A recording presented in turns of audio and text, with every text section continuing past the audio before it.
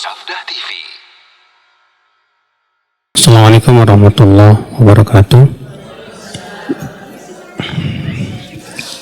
Alhamdulillah, nahmaduhu wa nasta'inuhu wa nastaghfiruhu wa na'udzu billahi min syururi anfusina wa min sayyiati a'malina. Man yahdihillahu fala mudilla lahu wa man yudlil fala hadiya lahu. Wa asyhadu an la ilaha illallah wahdahu la syarika lahu wa asyhadu anna Muhammadan abduhu wa rasuluh. Qala Allah Ta'ala fi kitabihil karim, ya ayyuhalladzina amanu taqullaha haqqa tuqatih wa la tamutunna illa wa antum muslimun. Amma ba'd. Bapak dan Ibu sekalian, kita lanjutkan kajian kita. Kita masuk ke bab yang keberapa, Bu? Bab ke-12 ya? Apa ke-13? Bab aqdi syaitan ala qafiyati ra's idza lam yusalli bil lail. Bab setan mengikat kepala seseorang apabila ia tidak sholat malam.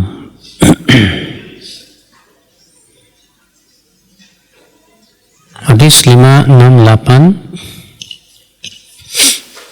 An Abi Hurairah radhiyallahu anhu anna Rasulullah sallallahu alaihi wasallam qala yaqidu syaitanu ala qafiyati ra'si ahadikum idza huwa nama thalatha uqadin yadribu ala kulli uqdatin makanaha alaika laylun tawilun farqud fa in istayqadha fa dhakara Allah in hallat uqdah fa in tawadda'a in hallat uqdah fa in shalla in hallat uqaduhu kulluha fa asbaha nasyitan tayyiban nafs wa illa asbaha khabithan nafsi kaslan.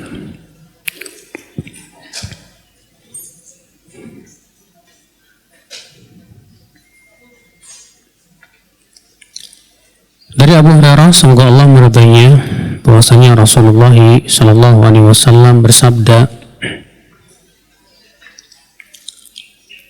setan mengikat qafiyah kepala seseorang. Qafiyah itu ya tengahnya, Bu. Iya. Ini qafiyah namanya. Sebagian mengatakan qafiyah itu artinya tengkuknya. Karena kalau orang Indonesia itu jadi bahasa Indonesia ya, jadi kopeyah. Qafiyah itu untuk apa? Menutupi apa? Bagian qafiyah ra's. Jadi qafiyah itu ya bahasa Arab ya. Setan mengikat qafiyah kepala seseorang apabila ia tidur dengan 3 kali ikatan. Di mana di setiap ikatannya ya, ia mengikatnya sambil dikatakan alaika lailun tawil, malam masih panjang.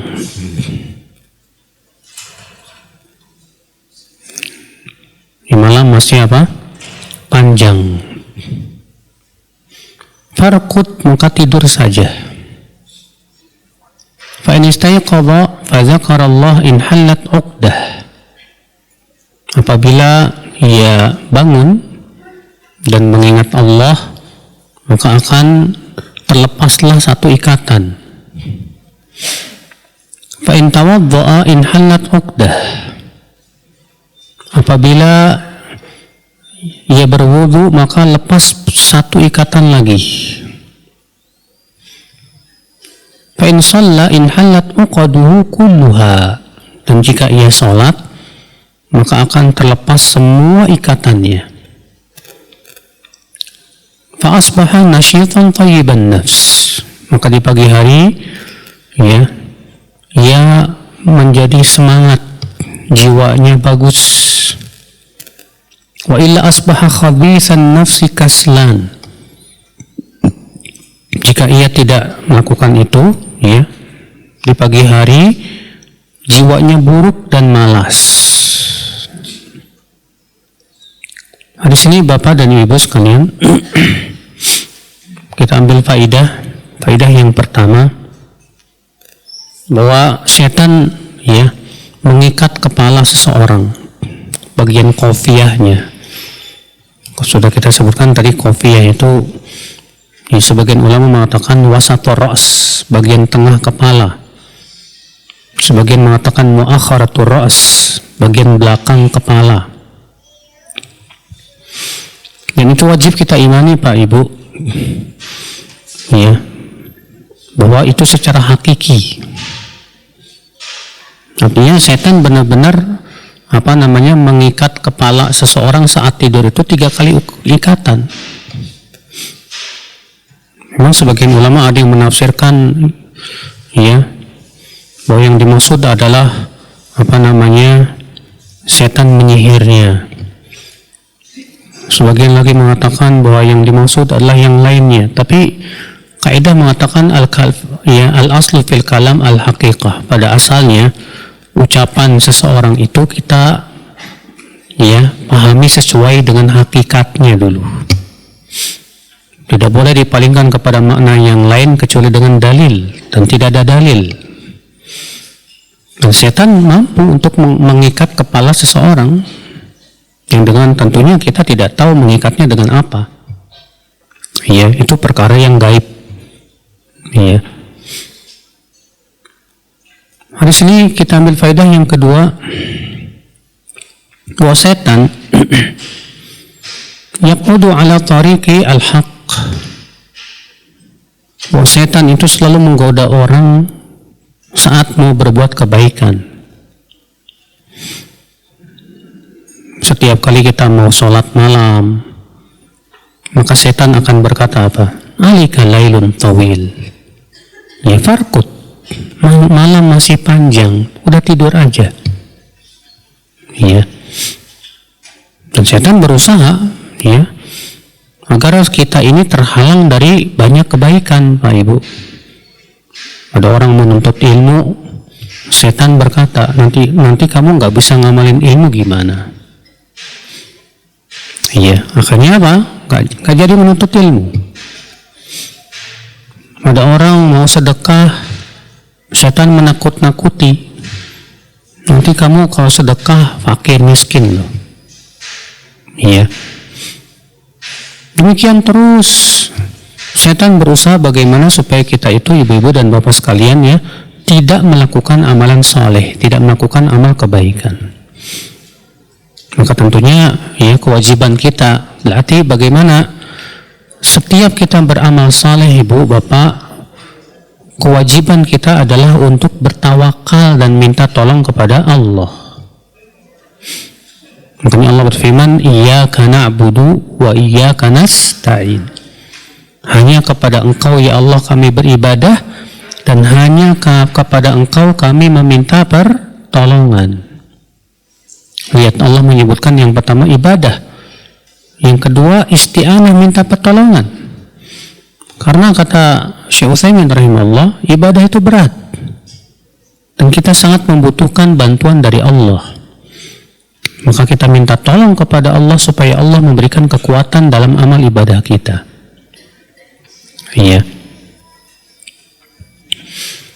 Di sini kita ambil faidah bahwa di antara sebab kita semangat dan jiwa kita baik, di antara sebabnya yaitu sholat malam.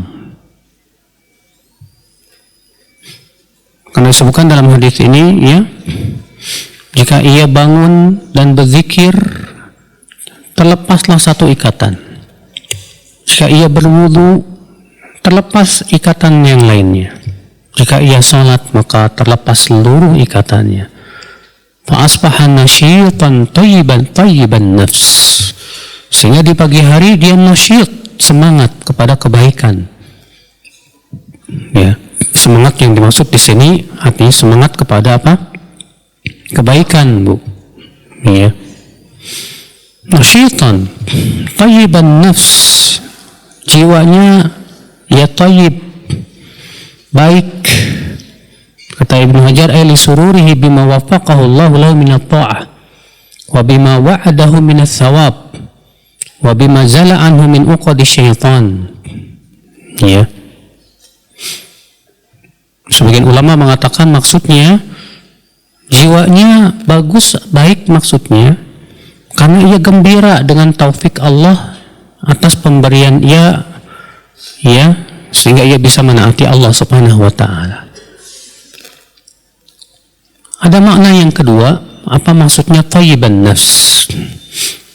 Kata Al-Hafidz Ibnu Hajar, "Walladzi yadhhar anna fi salatil laili sirran fi thibin nafs wa illam yastahdhir al-musalli syai'an mimma dzukir." Yang tampak kepadaku bahwa salat malam itu bisa menimbulkan yang kedamaian hati, ketentraman jiwa. Jiwa kita jadi baik. Ya. Ikhwatul Islam, saudaraku seiman, ibu-ibu dan bapak sekalian. Makanya siapa ya, kalau kita ingin jiwanya baik terus, jangan lupa, jangan tinggalkan sholat malam. Hadis ini menunjukkan juga ibu-ibu dan bapak sekalian, di antara sebab seseorang itu jiwanya buruk dan malas adalah akibat daripada godaan setan. Akibat daripada godaan apa? Setan. Dan meninggalkan ya amalan-amalan yang sangat dianjurkan. Karena Nabi mengatakan di sini, wa illa, jika ia tidak demikian, asbah khabithan nafsi kaslan, maka di waktu paginya jiwanya buruk, malas. Ya, kenapa? Karena ikatan-ikatan setan itu masih ada di situ, di kepalanya itu, Pak, Bu. Sehingga itu ikatan setan itu yang menyebabkan jiwa kita buruk. Makanya bagaimana dong Ustadz kalau saya ketiduran, nggak sholat malam, ya? Tetap kalau kita bangun tidurnya zikir, ya bangun tidurnya zikir, kemudian kita berwudu, kemudian kita sholat qobliyah sunnah, qobliyah subuh misalnya, sholat fajar, itu pun tetap masuk dalam keumuman hadis ini. Iya, namun kita usahakan bagaimana supaya kita bisa mengqadha sholat malam itu di waktu duha. Iya. Berkata Ibnu Abdul Bar, "Hadza dzam yahtassu biman lam yakum ila salatihi wa dhayya'aha." Ini celaan bagi orang yang tidak sholat malam dan menyia-nyiakan sholat malam. Amma man kanat adatuhu al-qiyam ila shalah al-maktubah aw ila an-nafilati bil-lail faghalabathu 'ainuhu fanam faqad thabata anna Allah yaktubu lahu ajra salatihi wa nawmuhu 'alaihi sadaqah. Adapun orang yang punya kebiasaan sholat malam lalu qadarullah ketiduran, maka tetap diberikan oleh Allah pahala, ya, dan itu sedekah buat dia. Nah, ini ibu-ibu dan bapak sekalian. Jadi di sini menunjukkan ya anjuran yang sangat ya supaya kita jangan meninggalkan sholat malam, walaupun cuma witir 3 rakaat nggak masalah, sesuai dengan kemampuan masing-masing. Ada beberapa orang datang kepada Mu'adz bin Jabal, "Wahai Mu'adz, ada satu amalan yang kami tidak mampu melakukannya." "Apa itu?" kata Mu'adz bin Jabal. "Itu firman Allah, kanu qalilan minal laili ma yahja'un." Mereka orang-orang yang sedikit tidurnya di waktu malam, sementara kami sedikit ibadah kami di waktu malam. dan lebih banyak tidur. Apa kata Mu'adz bin Jabal? Beliau menjawab dengan kefakihannya. Kata beliau, tuba liman ittaqallaha mastata'. Bahagialah orang yang bertakwa kepada Allah sesuai dengan kemampuannya.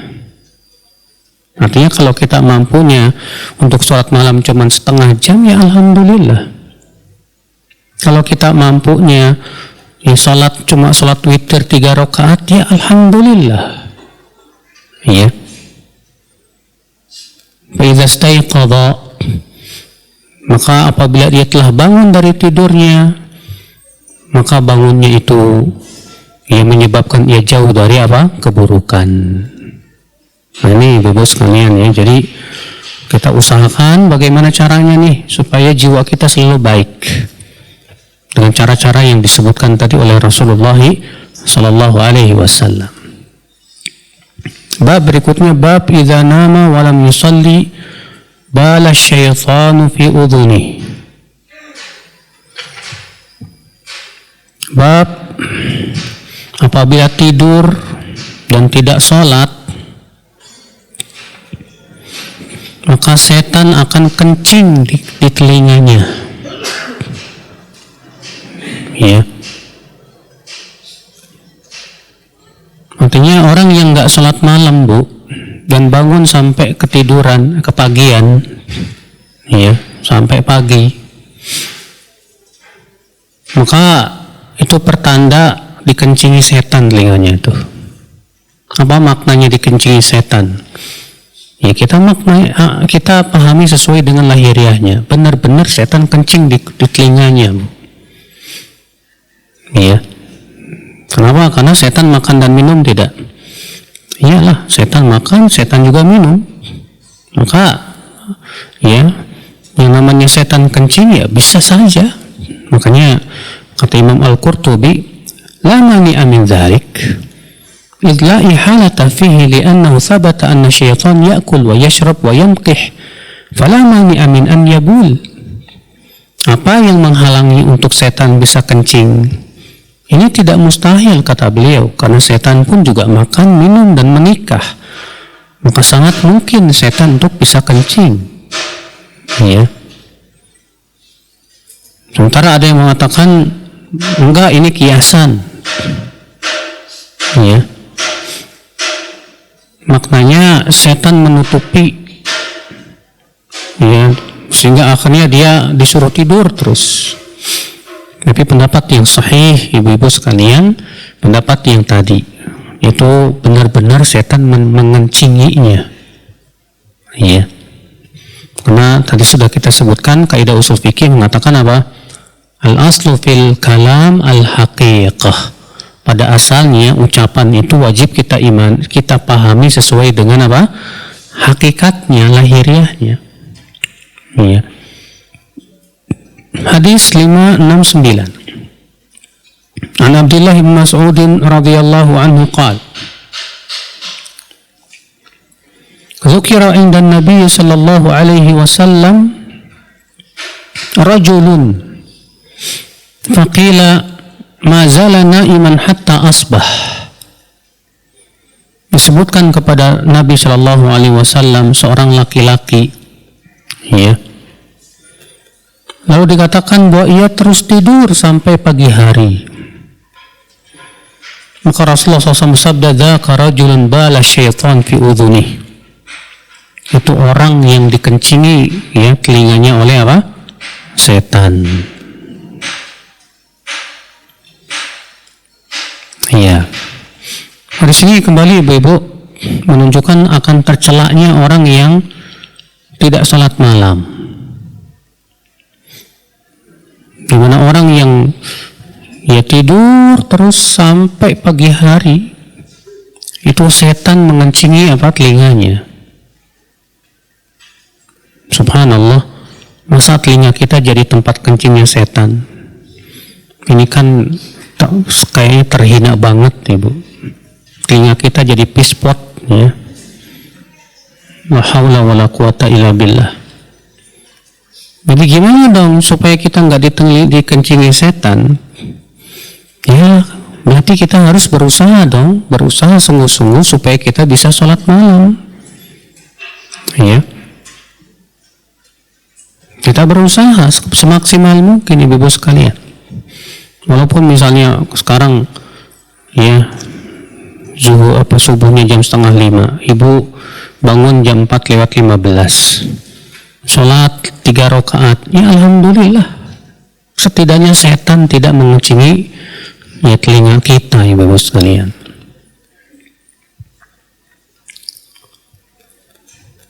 Hadis bab selanjutnya, bab ad-du'a was-shalah min akhiril lail. Bab berdoa dan sholat di akhir malam. Wa qala azza wa jalla, dan Allah Ta'ala berfirman, kanu qalilan minal laili ma yahja'un, ay ma yanamun, wa bil ashari hum yastaghfirun. Allah Ta'ala berfirman, dahulu di dunia mereka sedikit tidurnya di waktu malam, dan ketika sahar itu akhir malam ya, mereka memohon ampun kepada Allah. Ini tentang sifat penduduk surga, Bu. Dimana sebelumnya Allah Ta'ala mengatakan, innal muttaqina fi jannati wa uyun akhidhina ma atahum rabbuhum innahum kanu qabla dhalika muhsinin kanu qalilan minal laili ma yahja'un. Sesungguhnya orang yang bertakwa itu berada dalam surga dan mata air yang mengalir. Ya. Dan mereka mengambil kenikmatan yang Allah berikan kepada mereka. Dahulu mereka di dunia termasuk orang-orang yang berbuat ihsan. Apa perbuatan ihsan mereka? Pertama yang Allah sebutkan ya, mereka sedikit tidurnya di waktu malam. Ya, untuk apa? Ya tentunya untuk sholat malam. Walaupun memang ibu-ibu terjadi ikhtilaf para ulama, para sahabat dalam menafsirkan sedikit tidur di waktu malam maksudnya apa. Ya. Sebagian ulama seperti Imam Qatadah dan Mujahid mengatakan, kanu la yanamuna lailah hatta sabah. Ya. Artinya mereka sedikit tidurnya di waktu malam itu, dan mereka tahajud. Ya. Sebagian ulama pendapat Ibnu Abbas, lam takun tamdi alaihim lailah illa ya'khuduna minha walau syai'an. Artinya tidaklah lewat malam kecuali ia berusaha untuk sholat malam walaupun sedikit. Ini penafsiran Ibnu Abbas. Ya. Artinya kata Ibnu Abbas, dia berusaha untuk sholat malam walaupun cuma sedikit, walaupun cuma 3 rakaat misalnya. Sementara Anas bin Malik pernah ditanya tentang ayat ini, Bu. Kanu qalilan minal laili ma yahja'un. Mereka dahulu di dunia sedikit tidurnya waktu malam. Kata Anas, mereka sholat antara maghrib dan isya. Mereka sholat antara maghrib dan isya. Karena kebiasaan Rasulullah SAW, Bu, antara maghrib dan isya itu digunakan untuk sholat. Sholat. Kalau di masyarakat dikenal dengan sholat apa itu? Awabin. Cuma di masyarakat yang terkenal itu hadis dhaifnya, itu 6 rakaat. Iya. Pembatasan 6 rakaat ini yang lemah. Yang sahih itu tidak ada batasannya. Artinya kita sholat antara maghrib dan isya 2 rakaat. Iya. Nah, ini ibu-ibu dan bapak sekalian. Yang jelas hadis ini, Bu, ayat ini memuji ya orang-orang yang mereka itu di waktu malam melewatinya dengan sholat malam, masya Allah. Kemudian wabil ashari hum yastaghfirun. Dan di waktu sahar, ashar itu jamak dari sahar. Ya, sahar itu akhirul lail, di akhir malam. Mereka yastaghfirun, memohon ampun kepada Allah Subhanahu wa taala. Itu menunjukkan anjuran banyak istighfar di akhir malam. Lalu bagaimana dengan hadis bahwa Rasulullah SAW, kata Aisyah, Rasulullah SAW itu bangun di awal malam, tidur di sepertiga malam terakhir. Beliau tidur di awal malam, bangun di sepertiga malam terakhir, dan tidur lagi di seperenam malam. Ya, sementara ayat itu mengatakan di akhir malam mereka istighfar. Kita katakan tidak bertabrakan, karena seperenam malam itu yang Rasulullah gunakan untuk istirahat, ya, masuk bagian akhir malam. Seperlima malam pun juga masih masuk sebagian akhir malam. Maka kalau kita ketika sholat tahajud banyak istighfar sampai ya akhir malam, ya, kemudian setelah itu kita istirahat dulu tidur, masuk dalam ayat tersebut. Apalagi yang namanya sholat, ibu, ya, pasti tidak lepas dari minta ampun.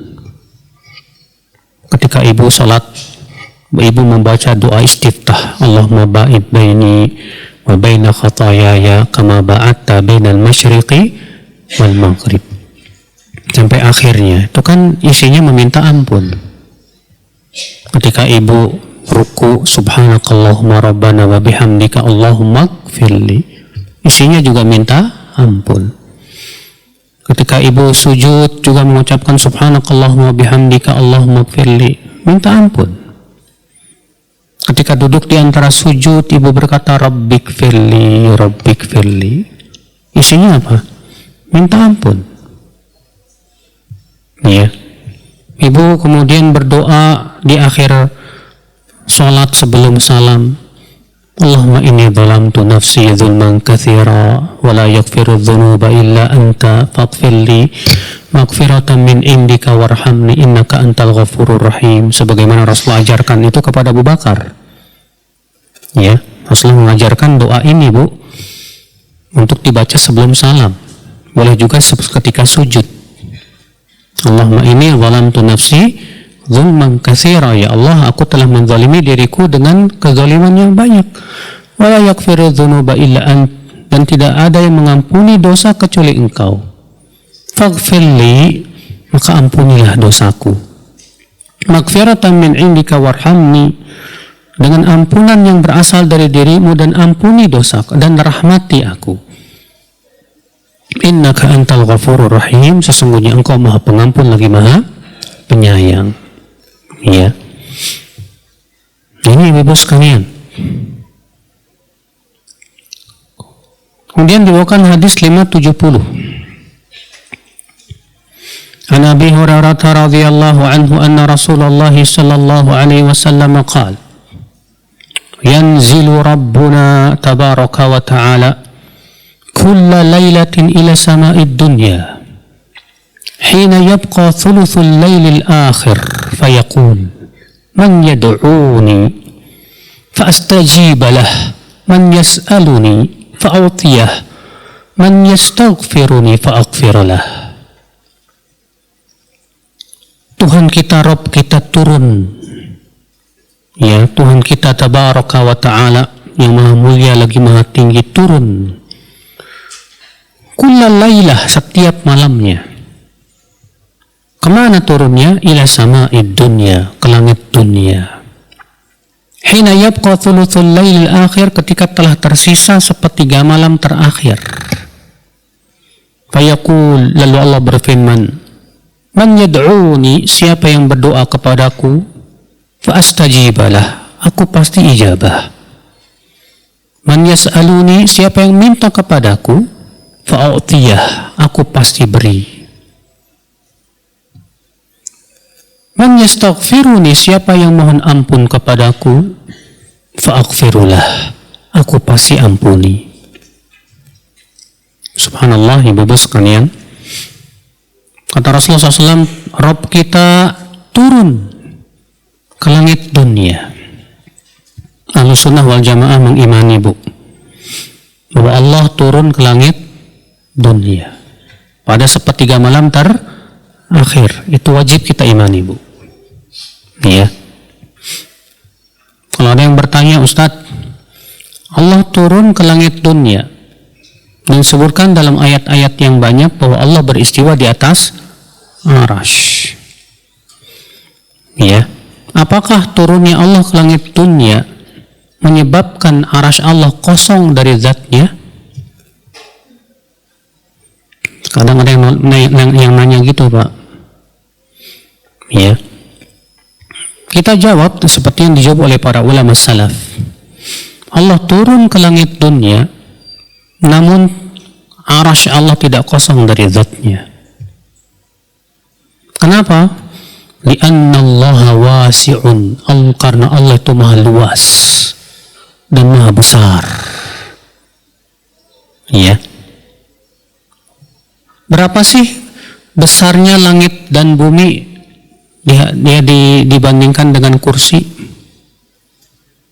Dan berapa sih besarnya kursi Allah dibandingkan dengan arasy-Nya? Disebutkan dalam hadis, ya, 7 langit, 7 bumi dibandingkan dengan kursi Allah seperti cincin dibandingkan dengan tanah lapang. Ibu punya cincin, lempar ke tanah lapang tuh. Kecil kan? Seperti itulah kecilnya bumi dan langit dibandingkan dengan kursi Allah. Dan tidaklah kursi Allah dibandingkan arasy-Nya kecuali seperti cincin dibandingkan dengan tanah lapang lagi. Jadi makhluk yang paling besar apa? Arasy. Berarti langit dan bumi kecil di mata Allah. Ya, kalau kita kan mikirnya, Bu, kalau saya turun dari atap ke bawah berarti di atap nggak ada saya, ya kan? Itu makhluk. Itu sifat apa? Makhluk.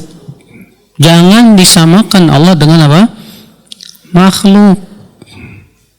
Kesalahan terbesar itu, ya, kita membayangkan Allah turun ke langit dunia itu kayak kita turun gitu.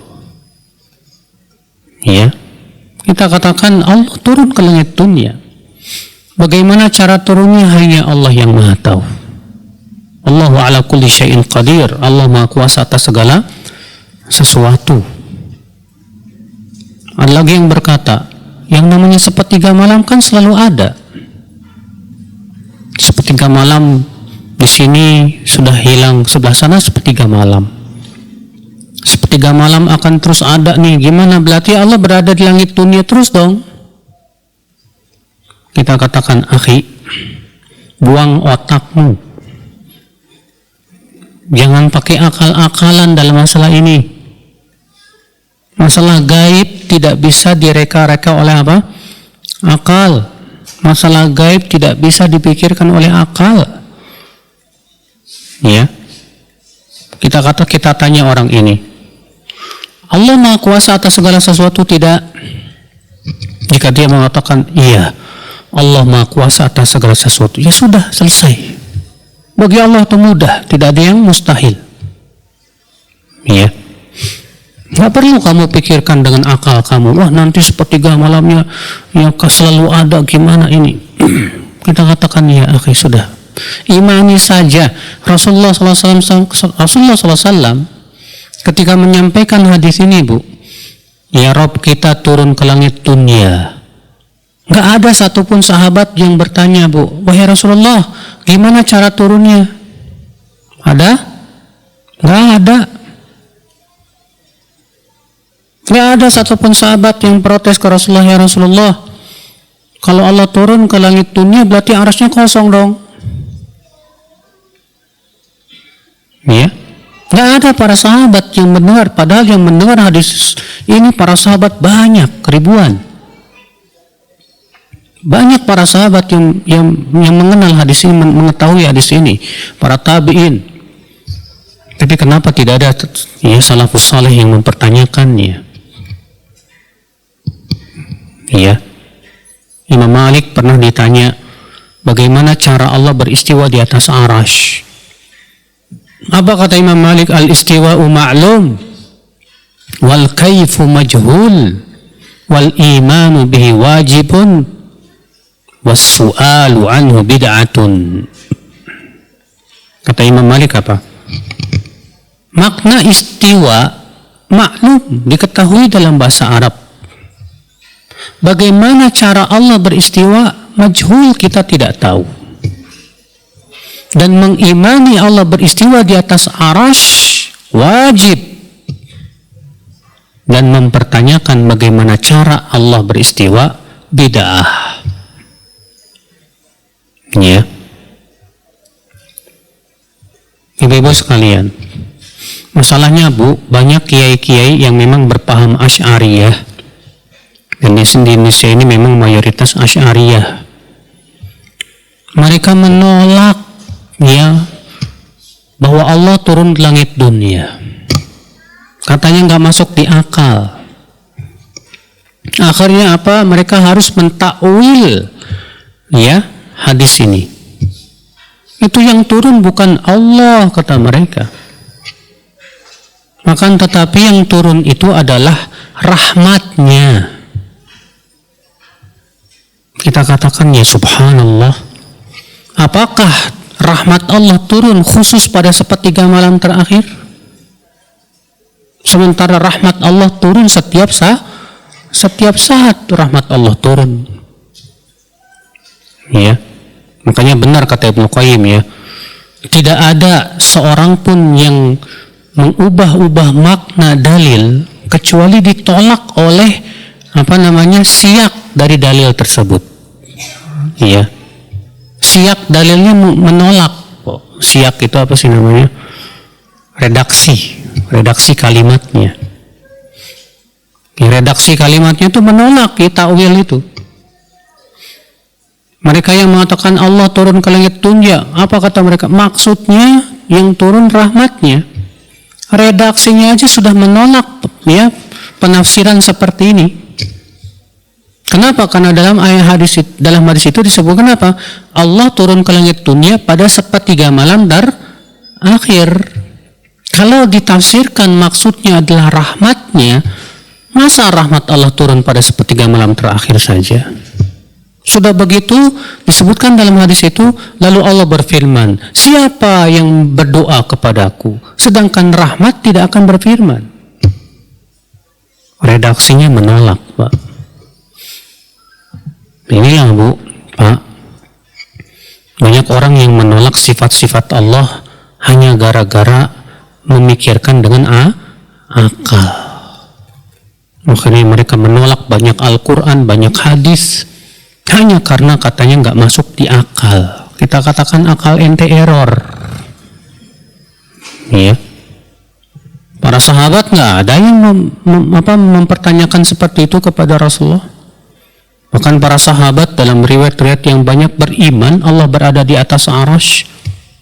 Ini dia Zainab bintu Jahsh berbangga kepada istri-istri para istri Rasulullah yang lain. Apa kata Zainab bintu Jahsh? Zawwajakunna ahlukunna wa zawwajani Allah min fawqi sab'i samawat. Kalian itu dinikahkan oleh wali-wali kalian. Aku dinikahkan oleh Allah langsung dari langit yang ketujuh.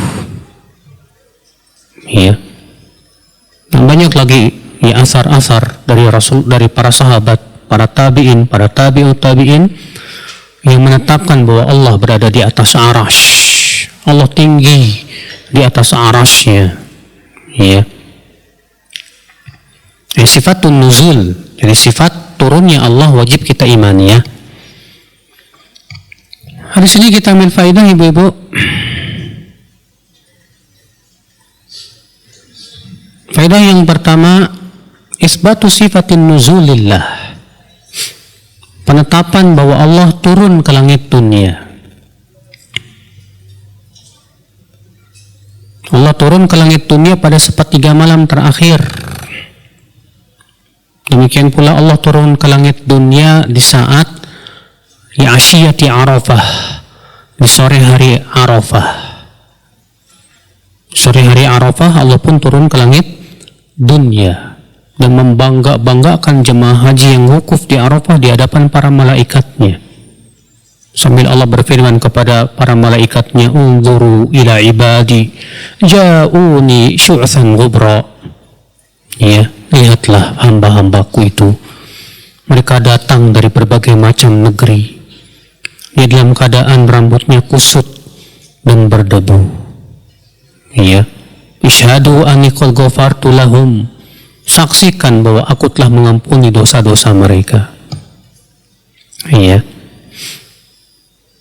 Hadis ini kita ambil faedah yang kedua, ibu-ibu, keutamaan sepertiga malam terakhir. Keutamaan sepertiga malam apa? Terakhir. Faedah selanjutnya, hadis ini menunjukkan anjuran untuk banyak berdoa di saat-saat itu, baik doa ibadah maupun doa masalah. Karena doa ada dua macam, Bu. Ya. Yang pertama doa ibadah. Yang kedua doa masalah.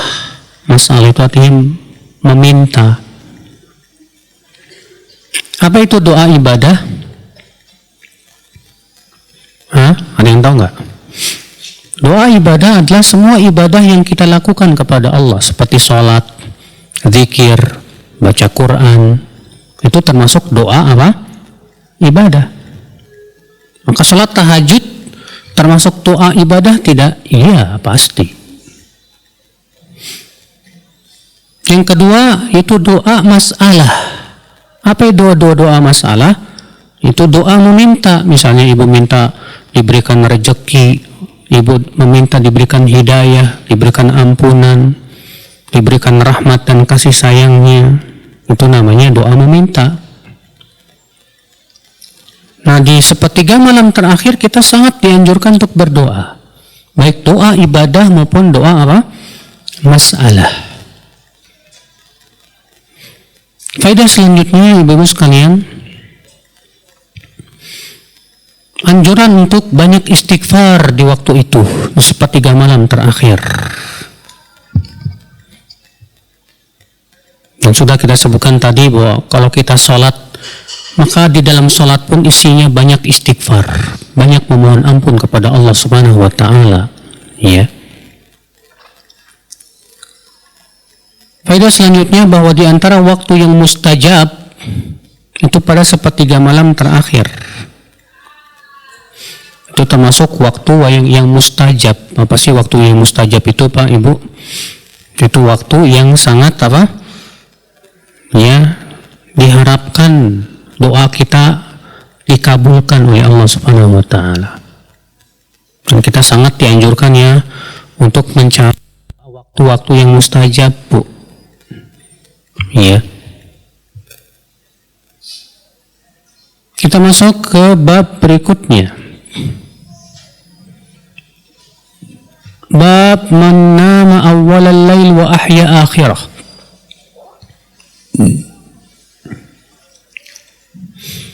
Bab orang yang tidur di awal malam dan menghidupkan malam di akhirnya.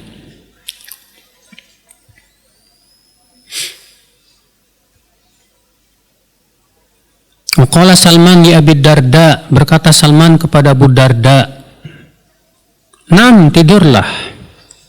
Falamma kana min akhiril lail qal, "Qum." Ketika di akhir malam ia berkata, "Bangunlah." Lalu Nabi SAW bersabda, "Shadaqa Salman." Benar sekali Salman. Ini ada kisahnya, Bu. Iya.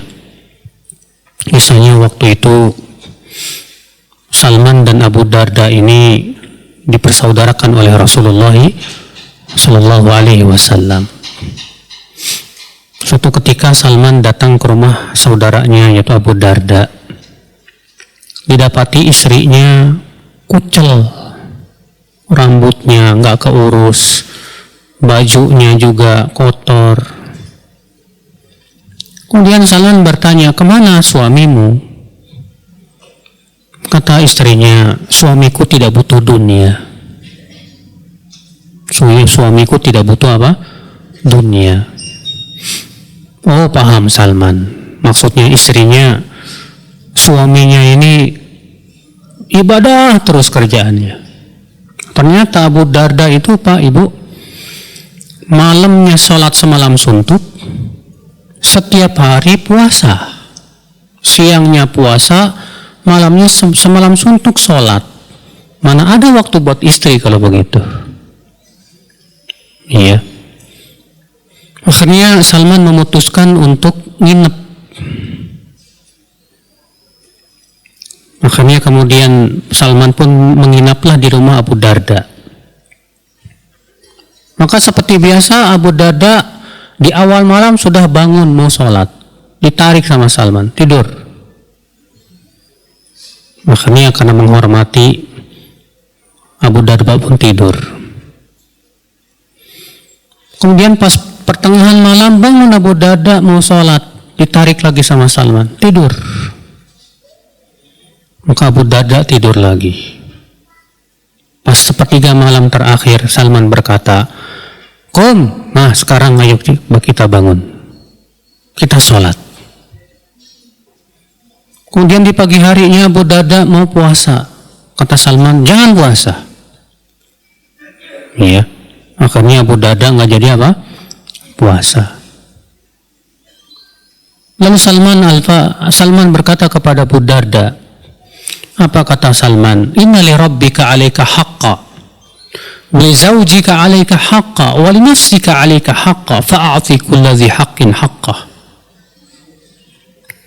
Tuhanmu punya hak atas dirimu, istrimu pun punya hak atas dirimu, bahkan dirimu pun punya hak atas kamu. Berikan hak mereka masing-masing. Jangan semuanya untuk hak Allah, kemudian hak istrinya dilalaikan, hak dirinya dilalaikan.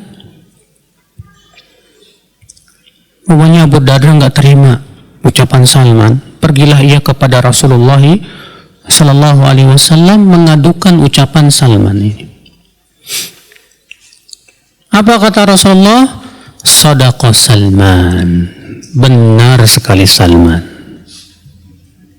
Iya. Nah inilah Ibu Islam, Bu. Islam menganjurkan itu supaya kita itu memberikan haknya masing-masing. Diri kita punya hak untuk istirahat, untuk makan.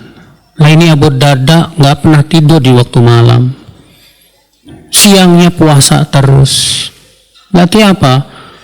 Ya dia menghalangi hak dirinya sendiri. Istrinya pun nggak dikasih haknya. Padahal hak istri untuk apa? Diberikan nafkah lahir batin. Iya. Ini cara yang salah. Memang betul kita diciptakan oleh Allah untuk ibadah, sahih. Tapi pahami betul apa makna ibadah. Iya. Kita melaksanakan hak istri ibadah nggak? Ibadah. Kita pergi cari nafkah ibadah nggak? Ibadah. Ya. Demikian pula kita memenuhi hak tubuh kita untuk istirahat. Ibadah ya akhwal Islam. Jangan dipahami ibadah itu sempit hanya sebatas sholat, zikir. Nah, akibat daripada salah dalam memahami makna ibadah atau akibat terlalu gulu. Terlalu apa? Gulu berlebihan. Iya. Akhirnya kita tidak mempedulikan hak-hak yang lain. Padahal setiap orang ada haknya. Tetangga punya hak, orang tua punya hak, istri punya hak, anak punya hak, bahkan diri kita sendiri punya hak. Iya. Maka syariat kita yang agung dan mulia menyuruh kita untuk memenuhi hak itu semua masing-masing. Ya, jangan sampai berat sebelah. Nah itu Bu yang disebut dengan dunia akhirat 50-50. Adapun dunia akhirat 50-50, ya akhiratnya nggak peduli, tahajud kagak, sholat berjamaah jarang, ya, nuntut ilmu boro-boro. Pas diajak ke akhirat bilangnya apa? 50-50 mbahmu, ya. Subhanallah, ikhwatul Islam, saudaraku seiman.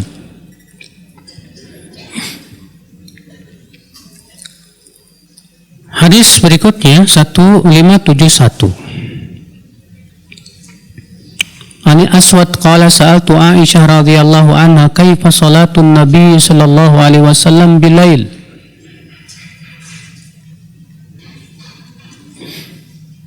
Dari Al Aswad, ya, ia berkata, aku bertanya kepada Aisyah radhiyallahu anha tentang bagaimana salat Rasulullah sallallahu alaihi wasallam di waktu malam.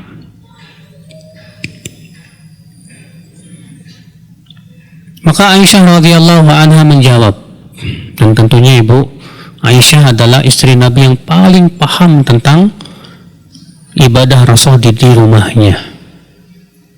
Makanya rata-rata ya yang berhubungan dengan masalah rumah tangga selalu Aisyah yang menyampaikan. Walaupun istri-istri Nabi juga yang lain menyampaikan, tapi lebih banyak Aisyah. Karena beliau istri yang paling dicintai oleh Rasulullah SAW setelah Khadijah. Iya. Apa kata Aisyah? Kana yanamu awwalahu. Beliau tidur di awal malam. Wa yaqumu akhirahu. Dan bangun di akhir malam. Fayusalli, lalu beliau salat. Yang dimaksud dengan akhir malam di sini dijelaskan dalam ayat yang lain, itu sepertiga malam terakhir. Ya. Kemudian tsumma yarji'u ila firashihi, kemudian beliau kembali ke tempat tidurnya. Ngapain? Ya istirahat. Fa idza adzana muadzin wathab. Apabila muadzin adzan, beliau pun segera bangun. Fa in kana bi haja iktasal. Jika beliau ada hajat kepada istrinya, beliau pun menyetubuhi istrinya lalu mandi. Wa illa tawaddu'a wa kharaj. Jika tidak, maka beliau pun berwudu dan segera keluar menuju masjid.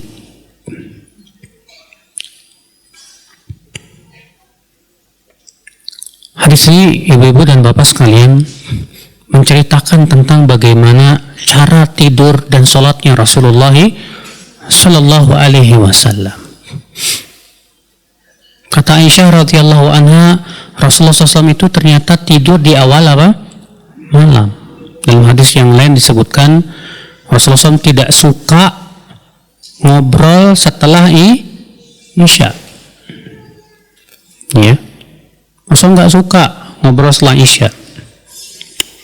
Ngobrol tentang apa? Ya tentang dunia. Adapun ngobrol tentang ilmu, tentang agama, nggak masalah. Karena Rasulullah pernah ngobrol dengan Abu Bakar tentang suatu perkara yang penting, ya, sampai tengah malam, ya, dengan Abu Bakar radhiyallahu anhu arda. Adapun ibu habis Isya, ya, sibuk nonton TV, ya, seperti yang kita lihat, habis sholat Isya nonton film, ya. Habis sholat Isya ngobrol ngalor ngidul, ya, nggak ada manfaatnya. Ini semua hukumnya makruh. Apalagi kalau tontonnya itu berisi maksiat, la haula wala quwata illa billah. Jelas itu haram. Ya. Jadi yang dianjurkan bagaimana dong? Seperti yang dikatakan oleh Aisyah, Rasulullah SAW itu tidur di awal malam. Tidur di awal malam. Jangan begadang. Rasulullah nggak pernah begadang kecuali untuk kebaikan, untuk masalah akhirat. Lalu kemudian dia bangun di sepertiga malam. Kalau orang tidur di awal malam, insya Allah dijamin bisa bangun untuk tahajud. Tapi kalau tidurnya kalau begadang baru tidur jam 11, jam 12, bagaimana bisa sholat tahajud di akhir malam? Susah, Bu. Tapi gimana ya Ustaz, saya kerjaannya harus seperti itu. Ya udah, kalau seperti itu mendingan sholat witir dulu sebelum tidur. Ya. Sebagaimana itu nasihat Rasulullah kepada Abu Hurairah. Demikian pula kepada Abu Dzar. Supaya jangan tinggalkan sholat witir sebelum tidur. Iya. Tapi kebiasaannya Rasulullah SAW apa? Beliau tidur di awal malam dan sholat di akhir malam, sepertiga malam terakhir. Kemudian ketika telah sekitar 1/6 malam lagi, beliau pun kemudian kembali ke tempat tidurnya istirahat. Iya. Gimana Ustadz kalau saya tidur 1/6 malam takutnya bablas? Takutnya apa? Bablas. Kalau Rasulullah SAW kan disifati apa Bu? Matanya tidur tapi hatinya tidak tidur. Lah kita tidur mata, tidur hati. Ya. Kalau ibu khawatir ketiduran, kebablasan, yang lebih baik sih nggak usah tidur. Sibukkan dengan yang lainnya, baca Quran, baca buku, hal-hal yang sifatnya bermanfaat, ya, bukan main game, apalagi main sosial media, ya. Kita sibukkan di waktu-waktu yang mulia itu dengan banyak ibadah, Bu, banyak istighfar, banyak berdoa, baca Quran dan yang lainnya, ya. Nah ini ibu-ibu sekalian, ini adalah merupakan cara tidurnya Rasulullah SAW dan sholatnya beliau. Kita berusaha untuk contoh, Bu. Ya, kita tidur di awal malam. Tapi kalau ibu harus melayani suami, ya itu gimana lagi itu pahala di sisi Allah Subhanahu wa Ta'ala.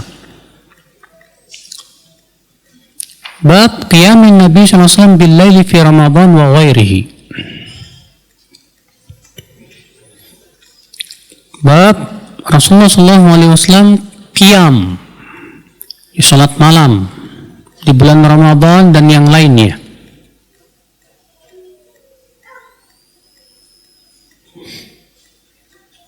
Hadis 572 an Abi Salamah bin Abdurrahman annahu sa'ala Aisyah radhiyallahu anha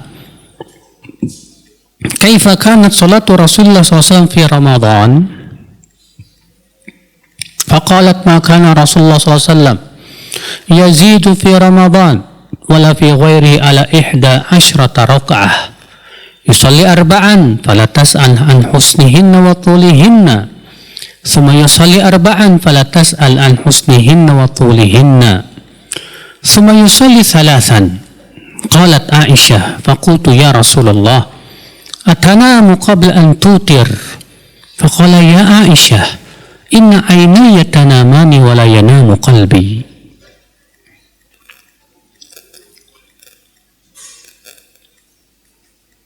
Dari Abu Salamah bin Abdurrahman, ya Abu Salamah bin Abdurrahman bin Auf.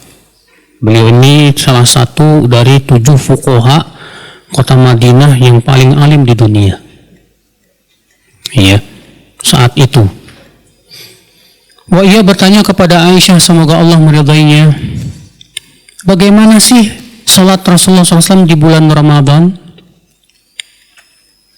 Maka Aisyah berkata, Rasulullah SAW tidak pernah melebihi 11 rakaat, baik di Ramadan maupun di luar Ramadan. Beliau salat 4. Jangan kamu tanya tentang bagus dan panjangnya. Kemudian salat 4. Jangan kamu tanya tentang bagus dan panjangnya. Kemudian beliau salat 3. Aisyah berkata, wahai Rasulullah, apakah kamu hendak tidur sebelum witir? Kata Rasulullah, hai Aisyah, 2 mataku tidur tapi hatiku tidak tidur. Ini ya hadis menceritakan tentang salat malamnya Rasulullah sallallahu alaihi wasallam. Lihat ibu-ibu, Aisyah ditanya tentang bagaimana sholat malamnya Rasulullah. di bulan Ramadan. Maka Aisyah radhiyallahu anha mengatakan bahwa Rasulullah tidak pernah lebih dari 11 rakaat. Pertanyaannya, perkataan Aisyah ini, Rasulullah tidak pernah lebih dari 11 rakaat. Apakah ini pembatasan ataukah ini afdhaliyah, keutamaan? Iya.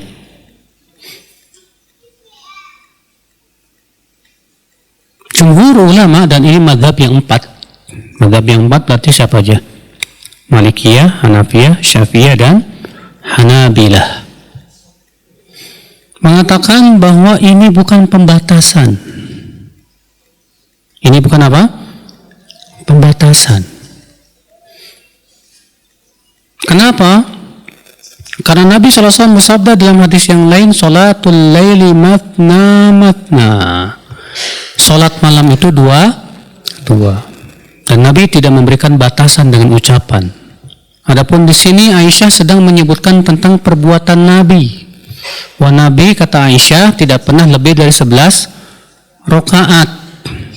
Apakah sebatas perbuatan Nabi menunjukkan kepada pembatasan? Jawabnya tidak.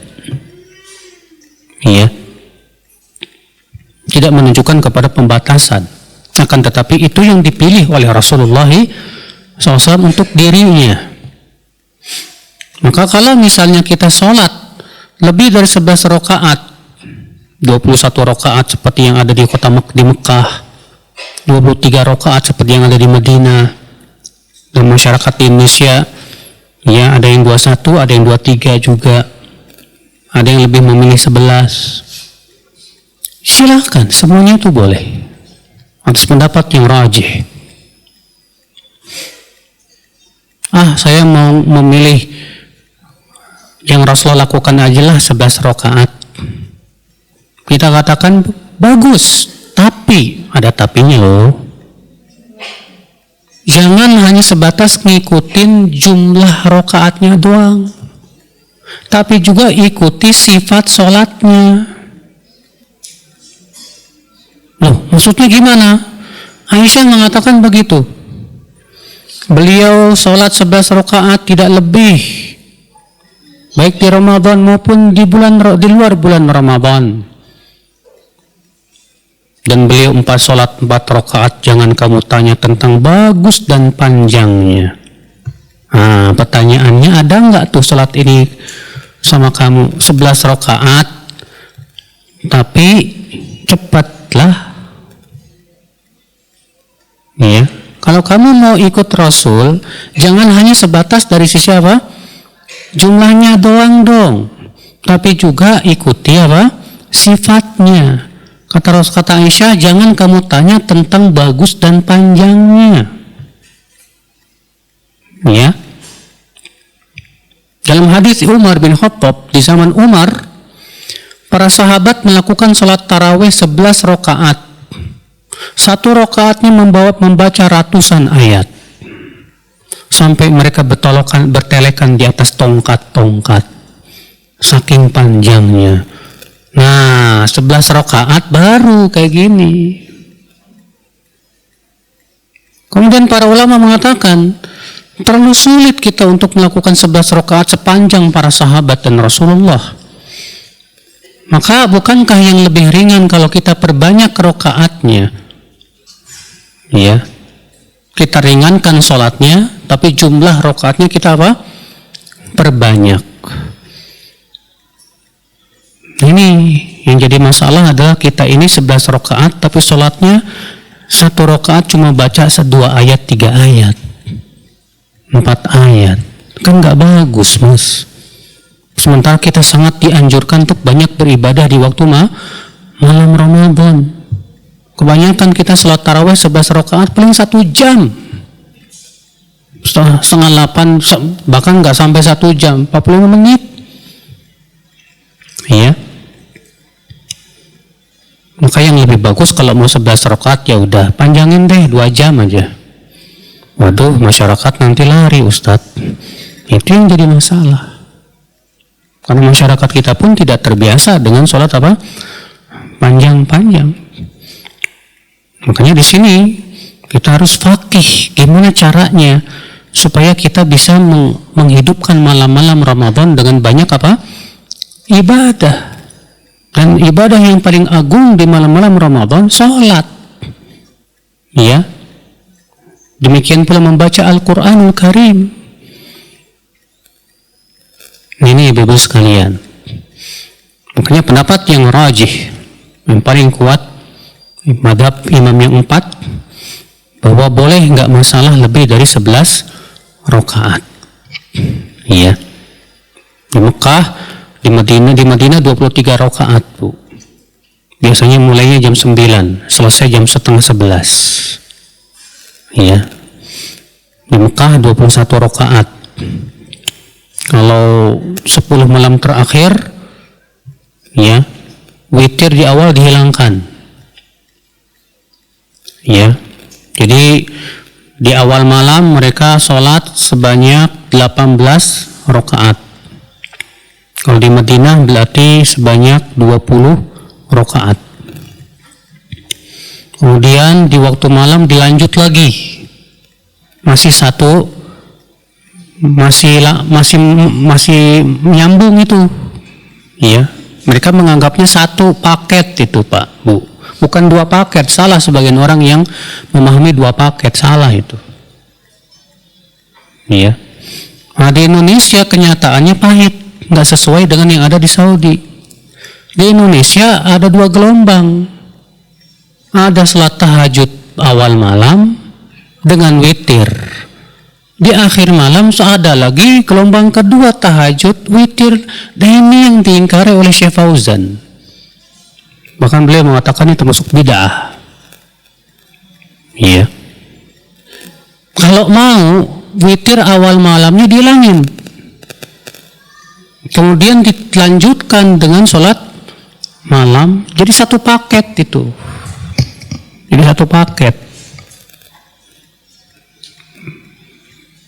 Ikhwatul Islam, saudaraku seiman rahimani wa rahimakumullah jami'an. Kita yang di Indonesia banyak yang pengen ngikutin kayak di Madinah, di Mekah, yang sepertiga malam pada bangun lagi sholat tahajud. Ya, tapi ternyata tidak sesuai keadaannya, nggak sama dengan yang ada di kota Mekah dan Madinah, saudaraku seiman rahimani wa rahimakumullah jami'an. Ya, Allahu musta'an wa alaihi tiklan.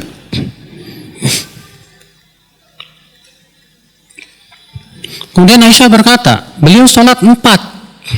Apa maksudnya sholat 4 ini?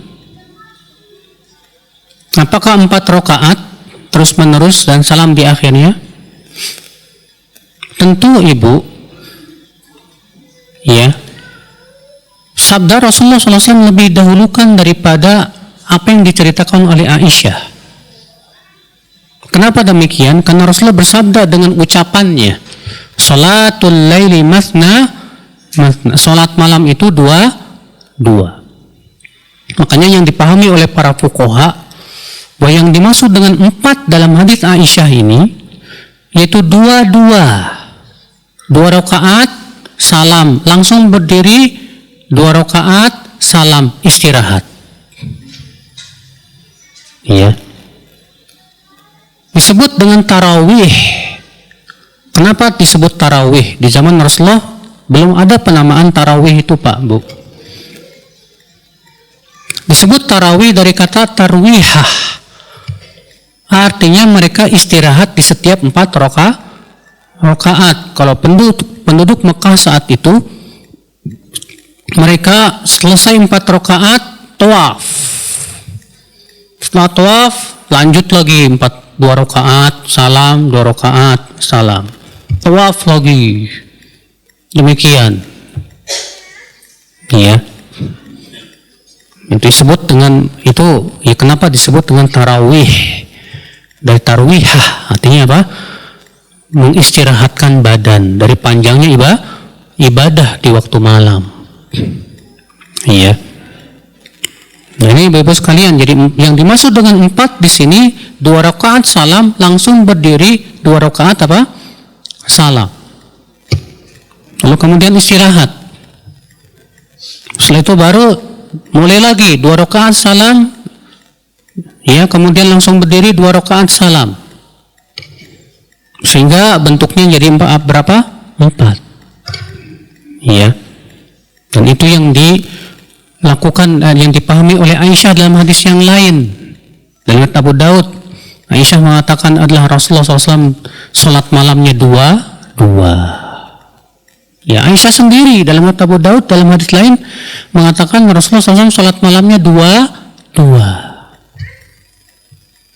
Makanya yang dipahami oleh sebagian organisasi di negeri kita, Pak, mereka mendawamkan 4 rakaat baru salam di akhirnya.